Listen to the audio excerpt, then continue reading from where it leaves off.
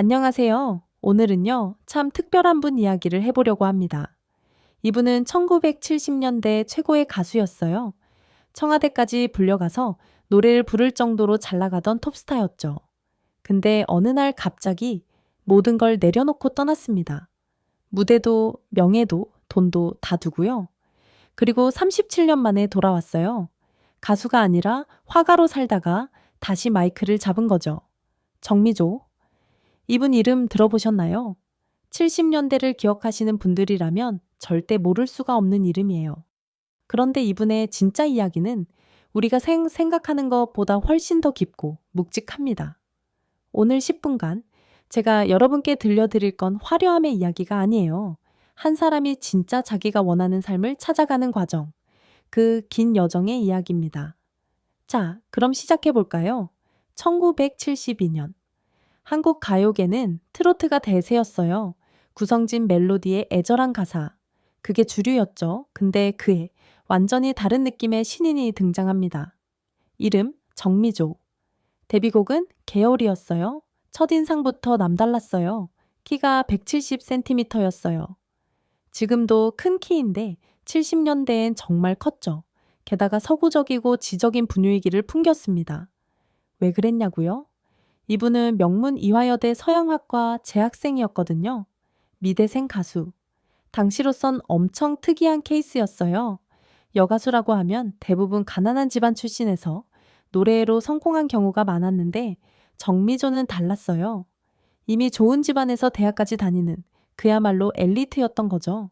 그리고 노래를 불렀는데 대중들이 깜짝 놀랐어요. 목소리가 맑고 쨍했거든요. 트로트의 구성진 창법이 아니라 깨끗하고 시원시원한 창법. 완전히 새로운 스타일이었어요. 데뷔곡 개여울이 히트하더니 그 다음이 진짜였어요. 휘파람을 부세요. 불꽃, 그리운 생각. 나는 곡마다 히트. 각종 가요제상을 휩쓸었고 방송국마다 러브콜이 쏟아졌죠. 1970년대 중반. 정미조는 그야말로 대한민국 최고의 여가수였습니다.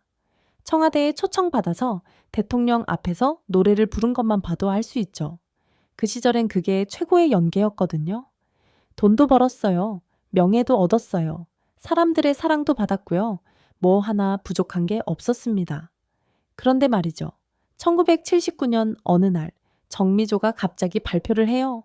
은퇴하겠습니다. 대중들은 다 놀랐어요. 왜? 무슨 일 있어? 온갖 추측이 난무했죠. 결혼 때문인가? 스캔들이 있나? 건강 문제인가? 근데 본인이 밝힌 이유는 아주 단순했어요. 그림이 그리고 싶어서요. 여러분, 이게 무슨 소리예요? 최고의 자리에 있는 사람이, 돈도 명예도 다 있는 사람이 그림이 그리고 싶다고 다 때려치운다고요?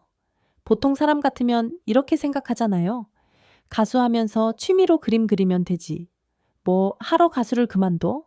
근데 정미조는 달랐어요. 나중에 인터뷰에서 이렇게 말했대요. 화려한 무대 뒤에 서면 늘 공허했어요. 박수 소리가 클수록 더 외로웠어요. 나는 붓을 잡고 싶었어요. 캔버스 앞에 서고 싶었어요. 여러분, 이 말의 무게감이 느껴지세요? 인기가 높아질수록 정작 자기가 진짜 하고 싶은 건 멀어지는 거예요. 그게 괴로웠던 거죠. 그래서 결심했어요. 이대로는 안 되겠다. 나는 화가가 될 거야. 1979년. 정미조는 프랑스 파리로 떠났습니다. 톱스타 정미조가 아니라 그냥 한국에서 온 유학생이 된 거예요. 파리에서의 생활은 화려하지 않았어요. 좁은 다락방에서 살면서 치열하게 그림 공부만 했대요. 전에는 호텔에서 살고 VIP 대우받던 사람이 말이에요. 근데 본인은 행복했대요. 처음으로 내가 진짜 원하는 걸 하고 있다는 느낌을 받았어요.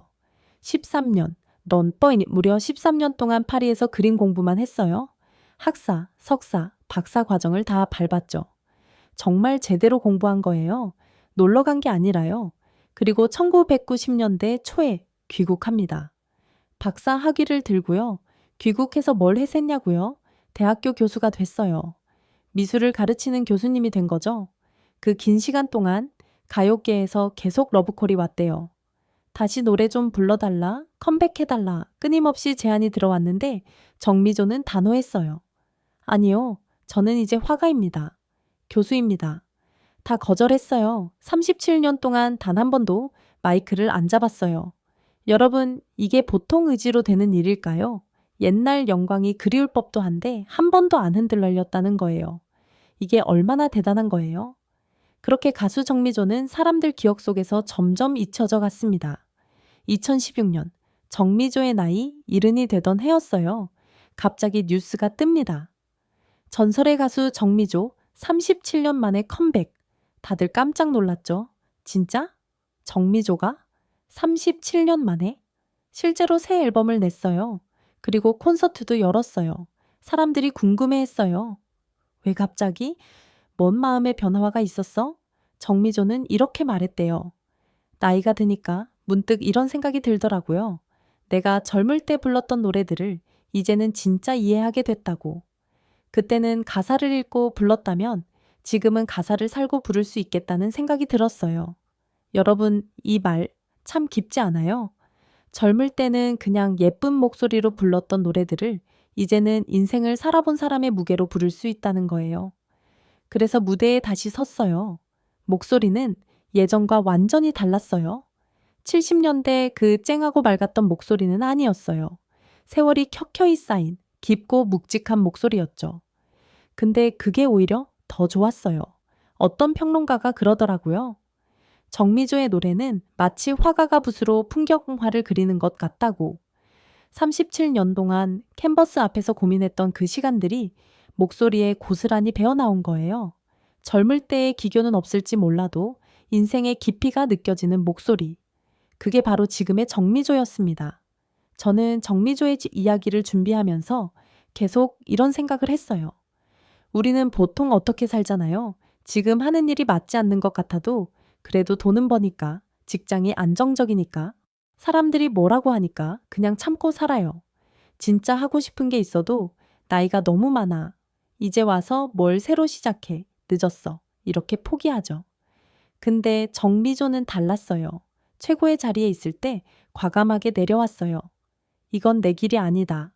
라고 판단하고 진짜 자기 길을 찾아 떠났어요. 그리고 37년이 지나서 이른의 나이에 다시 시작했어요.